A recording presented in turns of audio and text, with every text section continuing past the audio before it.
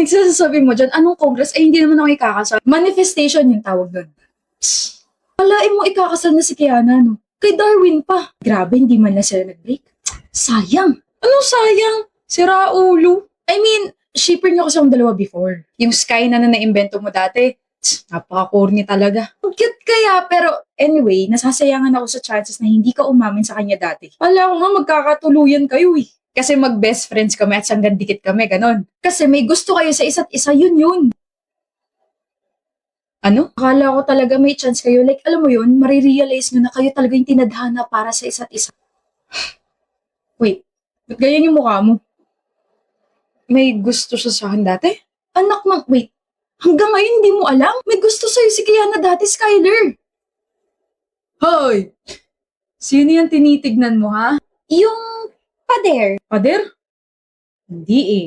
Si Skyler yung tinitignan mo, Kiani. Si Skyler. Shut up, Remy. Shut up, Remy. Gusto mo siya, no? Ano? Gusto mo siya, no? Kapag hindi ka sumagot, ipagkakalat ko na may bulati ka sa ilong. 1. Oo na, may gusto ko sa kanya. Umamin ka na kasi, Kiana. What if gusto ko rin ng pare ko? I think he likes Jam. Wait, sino? Si Jam? I don't know if she's just joking, pero kasi umamin siya sa harap naming dalawa ni Skyler. Tapos itong si Skyler, parang kinilig na ewan na napangiti, tapos dinaan pa niya sa baliw. Sure ka?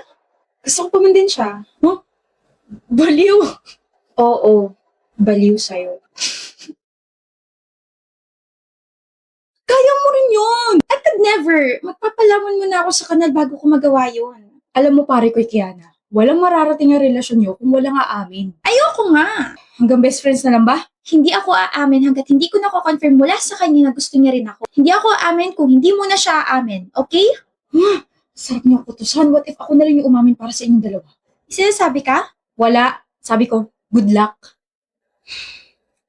I know kakakilala lang natin last month pero gusto kita, Kiana. You like me? We're a happy family with a great big hug.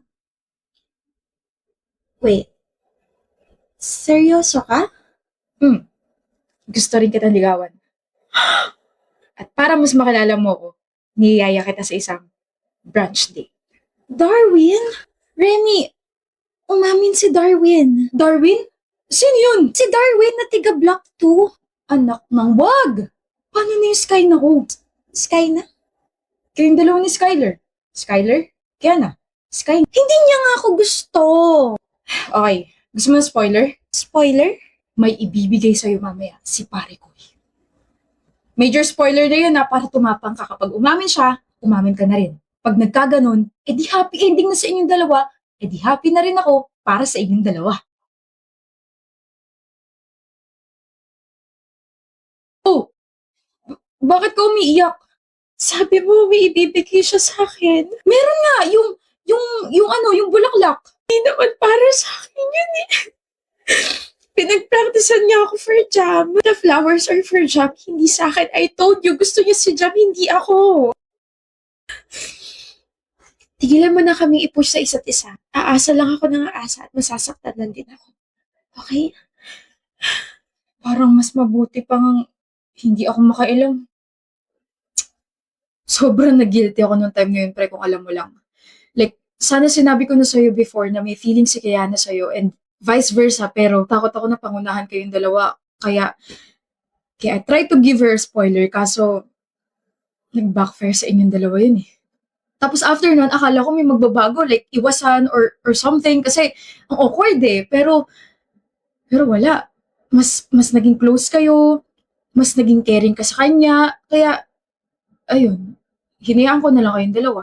Inassume ko na lang na baka nalaman mo may gusto siya sa'yo, tapos kaya ganun kasi you're just being careful sa next actions mo, tapos malaman-laman ko sila na ni Darwin. Same, Remy.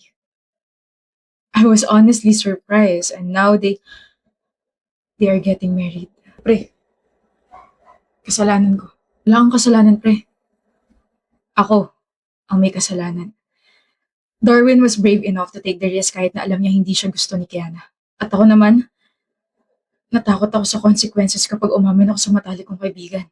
Mahal mo pa rin, no? Mahal ko pa rin. I roll my eyes around the venue. Intimate wedding.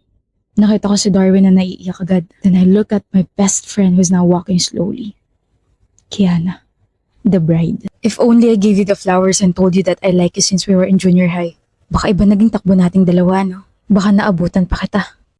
Mahal pa rin kita, Kiana. At punong-puno ko ngayon ng pagsisisi kung bakit yung tatlong salitang gusto kita, Kiana, ay hindi ko man lang nasabi sa'yo na nasa kolehiyo tayo. Sa mga araw-araw na magkasama tayo dati. Bakit hindi man lang ako nakaamin? Yun na yung mga chance na sinayang ko. Yun yung mga chance ang pinalampas ko. And then our eyes met. And you smiled. Pero bumalik agad yan sa mapapangasawa mo. Gusto ko malaman mo na masaya ako para sa'yo. Pero nakakalungkot din dahil mukhang matagal pa bago maubos tong pagmamahal ko sa'yo, Kiana. Kaya pasensya, kung mahal pa rin kita. Nanalo tayo, Esther. What if mag-celebrate tayo? Ayoko, ikaw na lang. Minsan lang, dali na mag-celebrate na tayo. Oh, Esther, okay ka lang? Ano ba? Ano bang problema mo? Esther, kumain ka na. Ano, Esther, hindi mo pa rin ako papansinin? Nung nagising ka, wala ka man lang reaction kung bakit nandito ako. Nung sinabi ko nag-aalala ka, wala ka pa rin sinabi. Kausapin mo naman ako. Hindi mo na dapat ako dinala dito, Rave. Napaka-OA mo. Tsaka bakit nandito ka pa? Kasi, iwan mo na ako, kaya ko na sarili ko. Acid reflux lang to, makakalabas din ako maya-maya. Lagi ka raw nandito, ibig sabihin, hindi mo inaalagaan yung sarili mo, Esther. Ano ba yung nasa utak mo, ha? Puro aral na lang, ganun. Tapos ano, pagkain mo, mga libro. Baka hanggang sa panaginip, nag-aaral ka pa rin. Paano magagawa ko? Hindi naman ako katulad mo na mayaman na pwedeng pa-chill-chill lang sa tabi. Kailangan ko ma-maintain yung scholarship ko, Reeve. Just let me help you. Hindi ko nga kailangan ng tulong mo. Umalis ka na sabi. Tigas mo, Esther. Alam mo ba yun? Ikaw na nga yung tinutulungan. Ikaw pa yung galit. Alam mo, bahala ka na sa buhay mo. Himala, hindi mo inaasar ngayon si Esther. Mas mataas yung score mo sa kanya, di ba? O anong pake ko? Bago yan ah. Break na ba kayo? Ulul.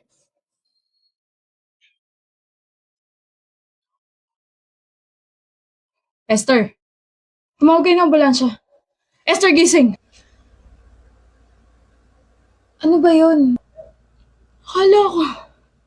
Akala ko nahimatay ka na naman. Huwag ka nga matulog ng ganun. Parang hindi ka humihingi. Nakatulog lang ako, Rave. Tsaka, akala ko ba bahala na ako sa buhay ko? Akala ko ba? Parang paki ko.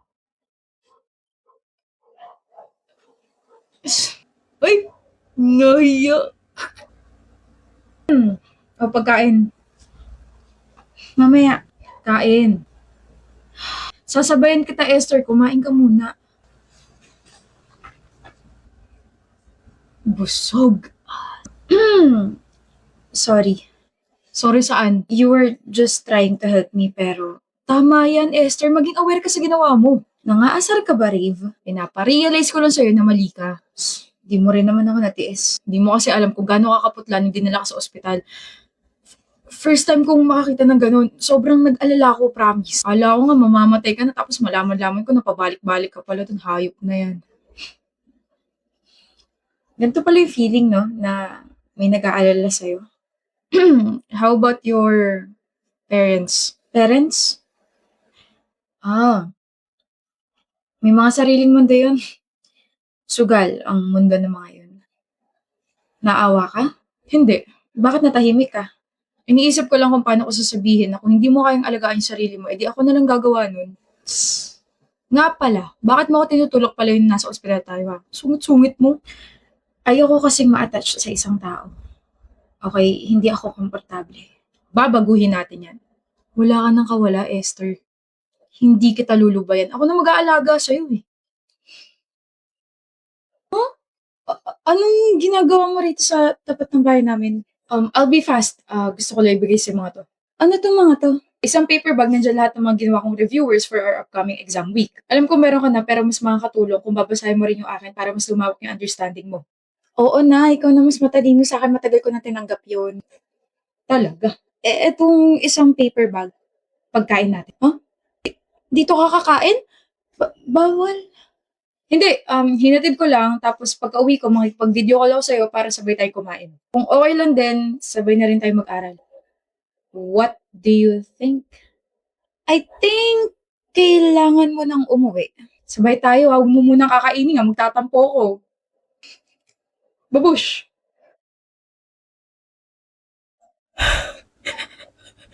Rave, may I take your order, ma'am?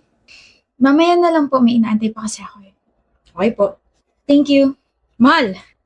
Rave, hinaan mo nga yung boses mo, nasa restaurant tayo. Bakit ba? Excited ako makita kay. Ikaw ba, na-excite ka? Hindi. Tigas mo pa rin talaga, Esther, no? At ang OA mo pa rin talaga. Sige, pagbibigyan kita ngayon, Esther. Pero anyway, kaya medyo na-late ako. Kasi muntik na ako mabangga ng sasakyan.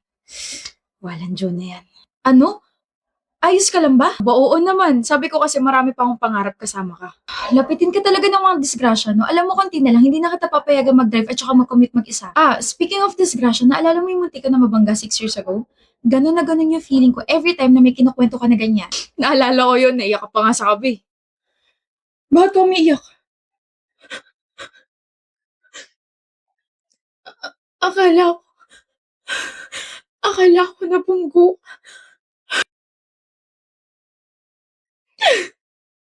Alam mo ba, yun yung time na na-realize ko na gustong-gusto na talaga kita. Like, what if nabangga ka talaga? Eh di napahiga na ako nun. Sayang, sana tinuloy mo na tapos doon ka na natulog. Alam mo, mahal, wala ka pa rin kupas. Ang corny-corny mo pa rin mag-joke. Sabi ko naman kasi sa'yo, mag-enroll ka na sa club ko. Club? The Anti-Kakornihan Club. O, saan ka pupunta? Sa CR, sama ka. Pwede? Manahimik ka nga dyan. Love you, Esther. Oo na, I love you too.